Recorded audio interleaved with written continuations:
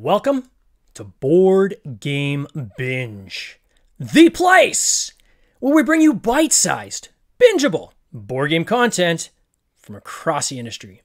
I'm your host, James Staley, and in this episode, we're welcoming back Jeff and Andrew from Road to Infamy Games, also known as R2i. They're the publishers of the smash hit Canvas, along with several other games that are in my collection. Gentlemen, welcome back to the binge. How you doing? Great. Thanks for having us. Oh, it's awesome having you guys. We're talking quickly just off air. Of course, I geek out over your games because I own some of them. We're talking a little bit about Canvas. We'll maybe talk a little bit about After Nova in a bit too, because that was introduced to me just recently, and I absolutely love it. And of course, we're gonna talk about Fromage, which just launched yesterday. So let's start off first. For those people that aren't familiar with you guys, we had you here on episode 65. This is almost 2 years ago. So I'm glad to have you back, but I encourage people to go to episode 65 to get the whole history of Canvas and how that all came together and the formation of the company, which is a really, really great listen. But maybe what you guys can do is just do a quick overview of who you are, kind of how you came about, and then land it to where we are here today. Sure, yeah. No, go for it, Andrew. Okay. Yeah. Jeff and I grew up in the suburbs of Chicago. We met in high school. We roomed together, and we always liked kind of playing games. Eventually, Jeff started a big online forum RPG, and we had a lot of fun just discussing that back and forth obsessively, and eventually formed into a desire to get the online play onto some sort of physical components. So we started designing board games, and we eventually went to Kickstarter, and which was very stressful to run a Kickstarter, but we kind of fell in love with the process and we couldn't stop. So since then, we just kept designing board games. That's crazy. It's an addiction though, isn't it? Like and I don't know how best to describe this to people, but I usually say it's like a love-hate relationship where as soon as you're into the campaign, you're like, why did I do this to myself again? Right. And then when it's finished, it's like, okay, I want to do it again. Right. It's almost like having a baby, I guess, right? Most people are like, you almost forget about the labor pains and all you forget about all that once the baby's there. And that's kind of like launching a board game on Kickstarter. You have all those pains of blood, sweat, and tears, and then once it's done and you're funded and, you get to the next stage of now getting this game in people's hands and they get to play something you've created. You almost want to, well, it's not, you almost want it. You do want to do it again, which is kind of cool. Canvas was your first smash hit. You guys did, I think it's what, 16,000 backers, roughly $726,000 in, I think, Canadian dollars. Plus, I'm sure once you got into late pledges after that, it continued to grow and get bigger. You've had 2 expansions since then.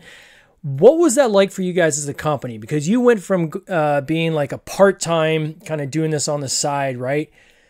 Was that the moment you guys were able to then finally transition and say, okay, we're going to do this full-time. This is now our business? Yeah, it came at a really, really important time for us. I actually had kind of recently been laid off from my job. I was doing pre-production for commercials in downtown Chicago. Got laid off after having just bought a house or a condo, and I needed this board game thing to work out. So it was like really miraculous to have these campaigns kind of take off when they did, because we saw some success with the Crypt campaign, and we're like, we need to follow this up. Like that was sort of our in. We're like, I think we can do this, but it wasn't until Canvas that we're like, okay, we have a product that can, have a life beyond Kickstarter, something that can keep our company afloat while we continue working on new projects. And it's been amazing that it's been self-sustaining in that way so far, and I hope will continue to be. That's got to be tough. I think, most people in this industry are often doing it as a hobby. They start off as a hobby, right? And then as it continues to grow, then they eventually will transition quit their day job and move into that full time once they've kind of built that breathing room up. But the added stress you must have gone through, knowing that this has to work, right? Was that a driving force for you? Was that what made you say, you know what, I can't, this cannot fail because now my livelihood depends on it? Or how did you manage that stress? Because I got to believe there's got to be other people out there that might be in a similar situation. Like how do you navigate that? It was definitely tough, but I don't know. It's hard to say any campaign like we tried harder than another one. I think that's just kind of our personalities as we get really obsessive with it. Even with our first one that we did as really as a hobby, I just after work, our self-titled Road to Infamy game, we poured our hearts and souls into that thing. The campaign ended with a modest like 300 backers or something, but it's just something we've always been so crazy passionate about. We've spent any spare bit of free time after work working on those campaigns. And so by the time it came to, the Canvas campaign, I think we were seasoned enough to kind of know the steps that go into it, know what has to be done to get it, the campaign up and running, be successful, get the word out there. Yeah. And I know obviously it's easy to keep gravitating back towards Canvas, but I do have one more question on Canvas, which is your two expansions. Was that always part of the plan, or is it one of these situations where it's like, wow, I mean, how can we take this to that we had no idea the success was going to be that great? How can we keep kind of milking this thing, for lack of a better word? How'd that kind of come about? Yeah, I think once we made Canvas, we always knew that people would want more art cards. They'd want to be able to make more pieces of artwork. We didn't really have anything planned after that, so we spent a lot of time after that Canvas campaign thinking about what like a great expansion would be to it and what that would include. And yeah, really our minds went wild with what we could figure out. Like the triptych of having like 3 boxes all next to each other that would line up to a single image. Yeah. We didn't really have that idea until the first box artwork was already complete. So certain things like probably seem more planned than they were. And other parts were ideas we were kicking around as we were kind of play testing and polishing the final Canvas design. We went, oh, it'd be so cool if you could also do this or do that. But we just didn't have time to add those design touches to the base game. Yeah.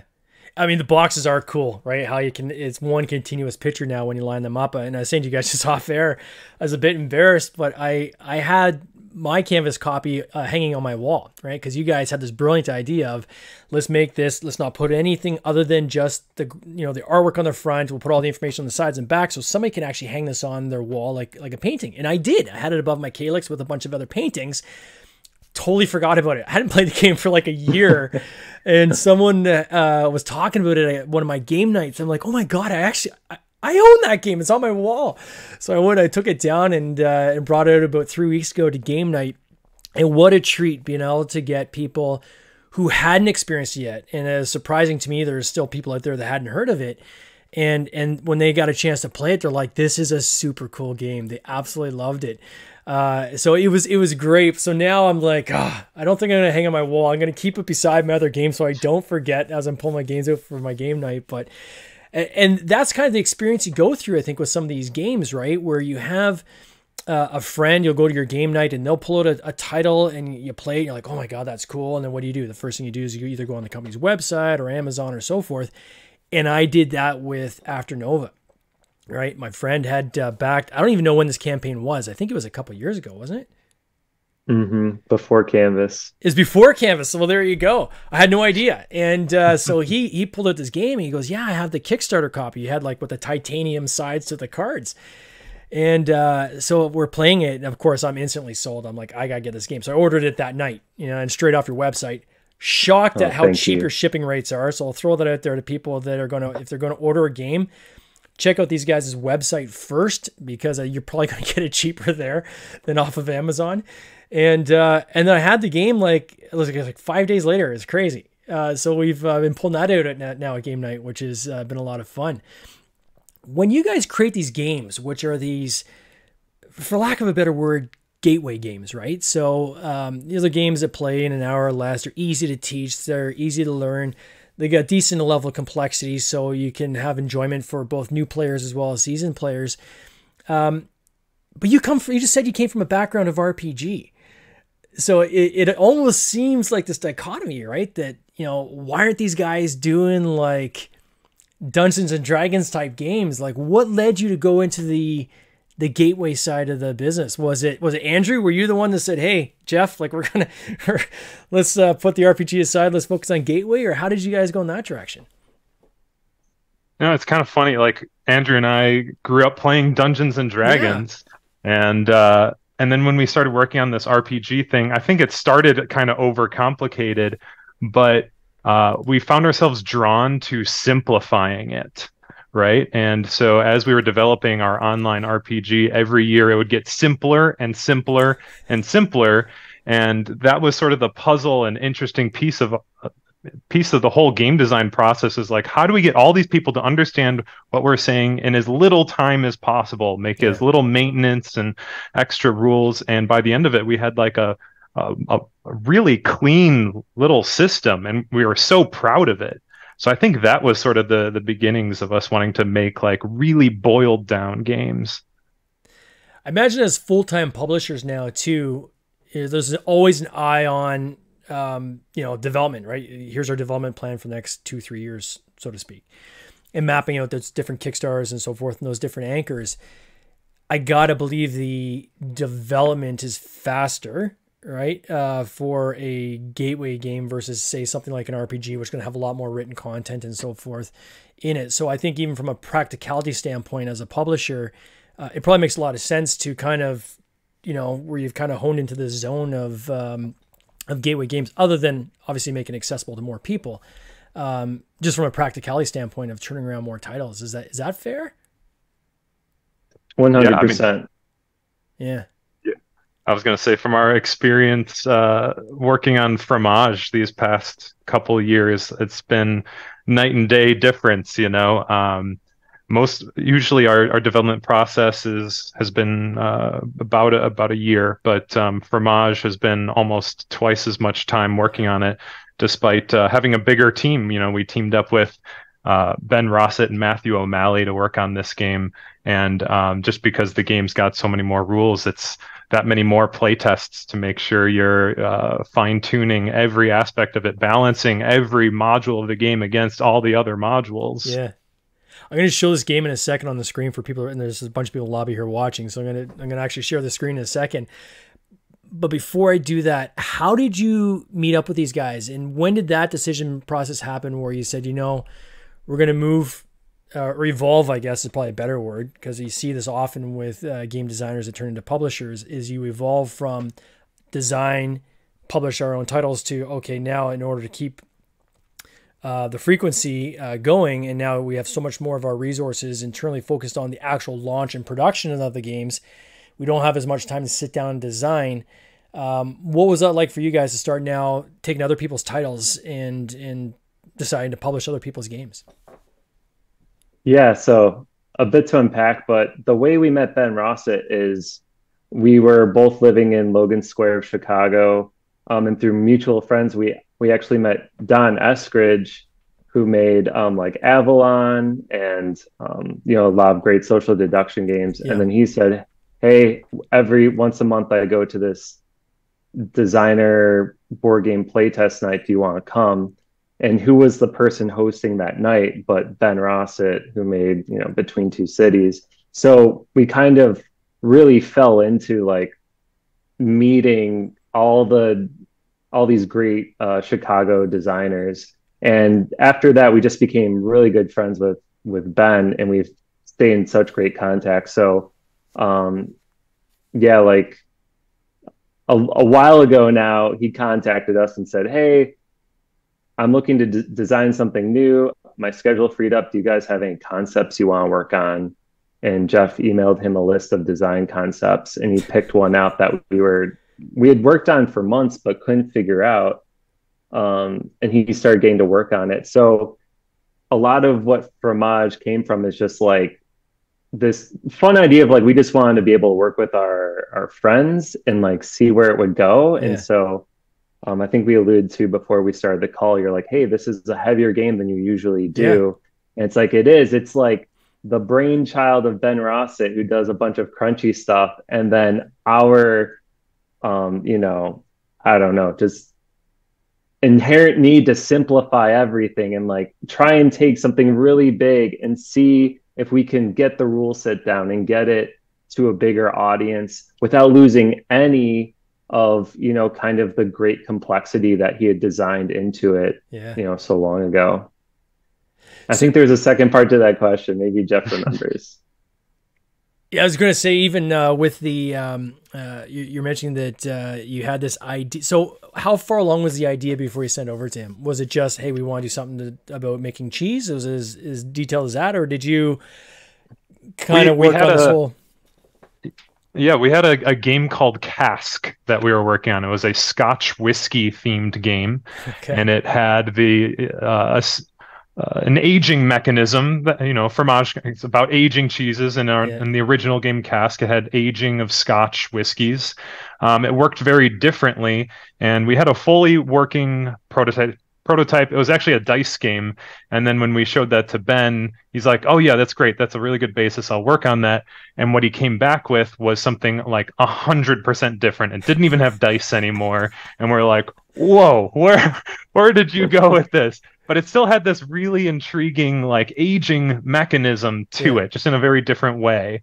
And the theme was now cheese instead of whiskey. And we're like, this is awesome. It's carrying a lot of like some of the ideas from our original whiskey game in there, but it's like a lot crunchier and thinkier and Yeah. a lot more Euro strategy. And we sort of fell in love with that concept, and it was a very collaborative process, bouncing ideas back and forth, driving over to each other's places until we found something that was like a really nice blend of both of our groups, right? Had Yeah. the Euro style that they like, had the like more simplified, fewer rules that Andrew and I like. And I think what I hope we ended up with is like a really nice, like level 2 game, right? Like, hey, you Yeah. like Canvas, you like a bunch of gateway games. Let's take one more step into, you know, a deeper, more Euro experience. Yeah. And quite frankly, going with cheese is probably the right decision, right? Because you have obviously with distilled, which had just launched and had great success, and they're marking the absolute crap out of that game. You're going to have natural comparisons, right? If you come up with another kind of aged whiskey kind of a game. So taking kind of the seeds of the idea, right? Because I'm sure your aging process, and we're going to see here in a second, is different than that game entirely. But being able to do with cheese kind of gives it a novel approach. And so it's something that's completely different. All right, so let's take a look at this. First and foremost, guys, you launched yesterday, and I was watching the ticker tape on this, and it was just spinning like a slot machine. It was crazy.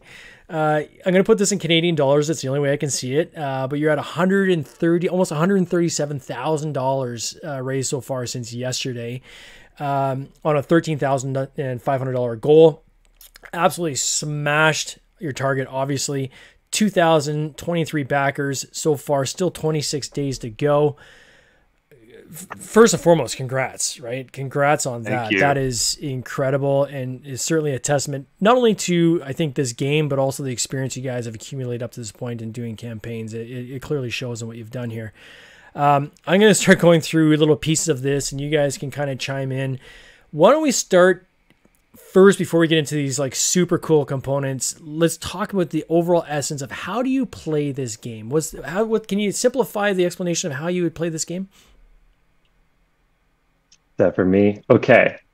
You the way you play the game is you have a set of three workers, and the board is broken up into four sections with one section facing everyone who's playing. It could be 2-player, 3-player, 4-player. You get to play your workers to the board set that's in front of you by placing them onto the board. Then the board does a 90-degree turn so that the next section of the board is now facing you, and you no longer get to interact or place workers at the board that just left.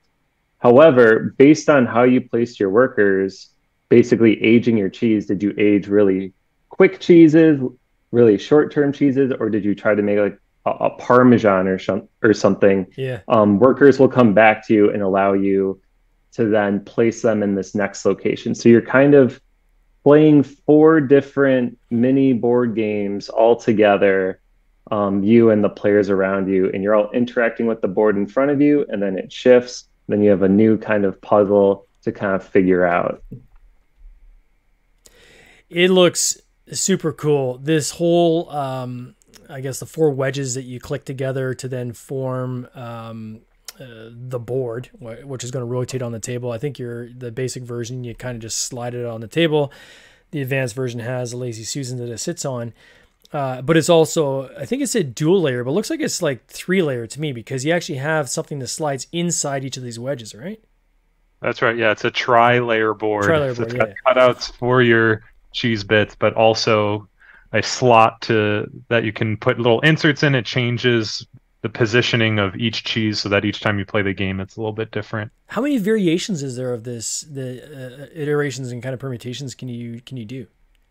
I had to ask our math professor friend to figure it out because I couldn't do it on my own. And he says there are 5,424 possible setups. Oh, that's so cool. It's so cool. And the meeples that are attached to little wedges of cheese, which just nicely kind of click into the board. You've got these, you do punch outs with the basic version, but again, you do limited edition. You're getting, printed wood meeples. It's just a gorgeous, gorgeous game. I was a little bit surprised that the price was as low as it was, if that makes sense. Like I would have expected especially the limited edition, which again is layers upon layers. You've got extra components. You've got wood components. Seemed a little low. Was that a conscious decision for you guys, or what was the thought process behind that?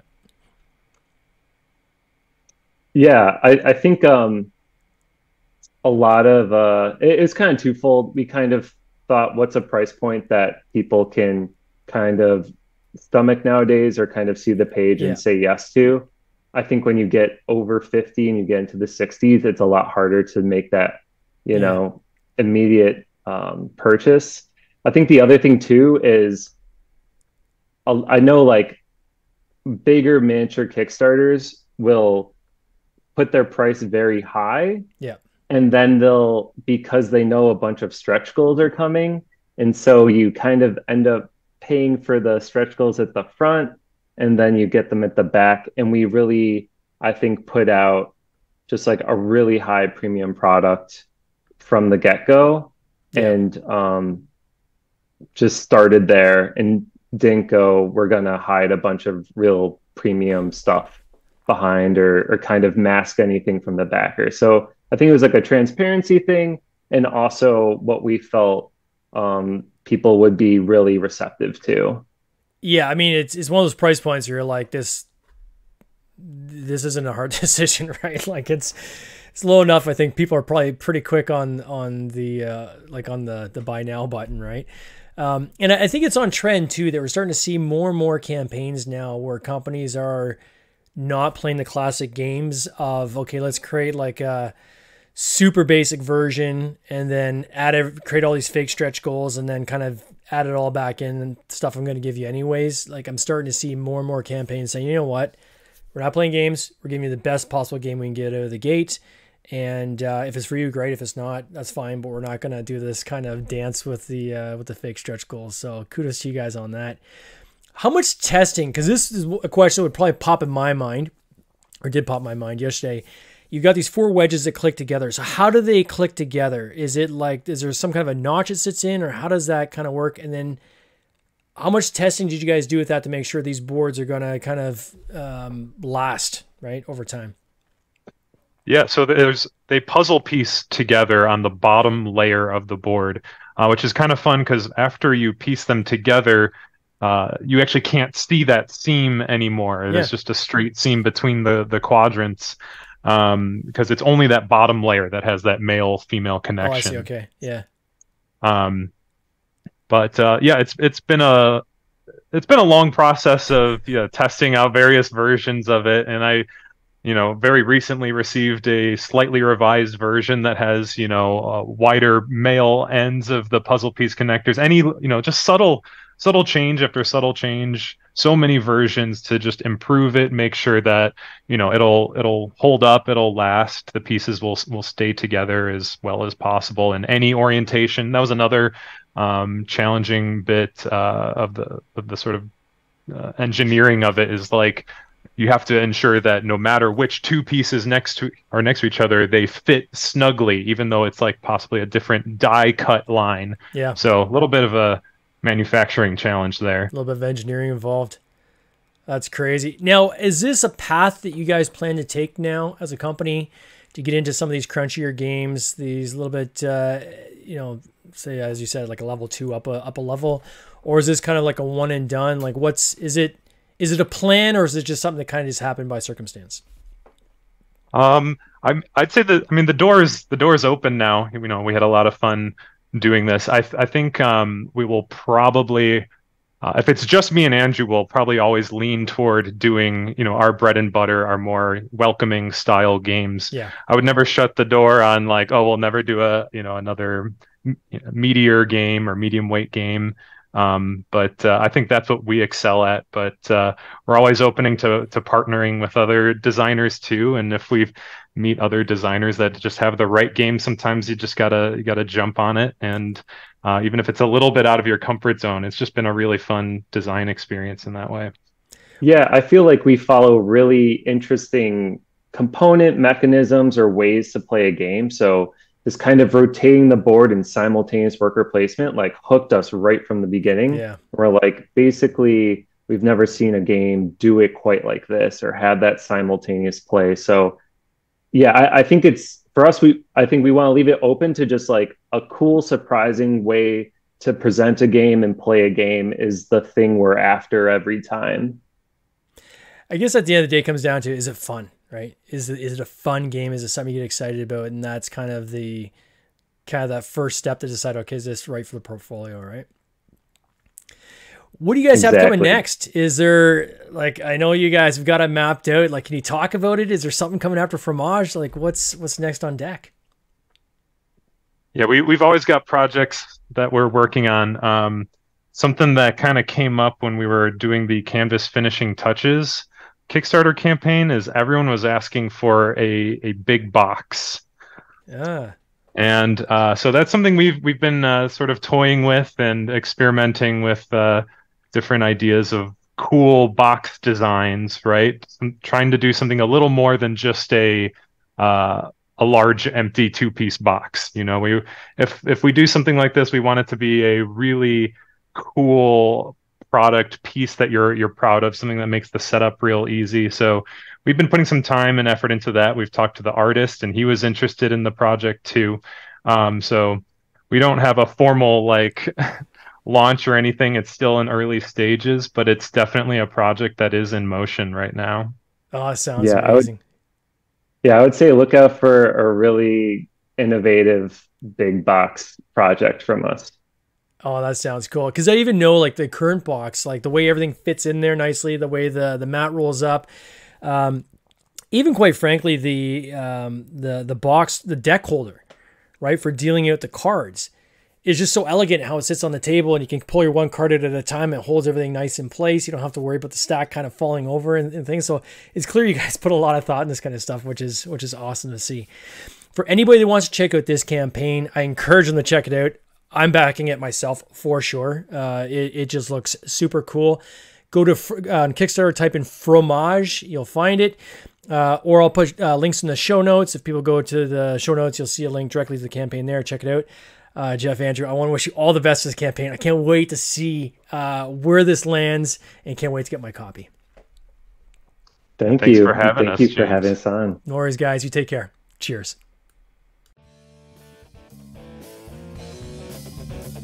This has been an episode of the Board Game Binge podcast, hosted by James Staley, produced by James Staley and Mike Bruner, with original music by Nick Smith. If you would like to watch these interviews live, simply subscribe to our YouTube channel, Board Game Binge, and you'll get access to live interviews, giveaways, and interesting board game content from across the industry. I can't wait for you to join us. See you next time.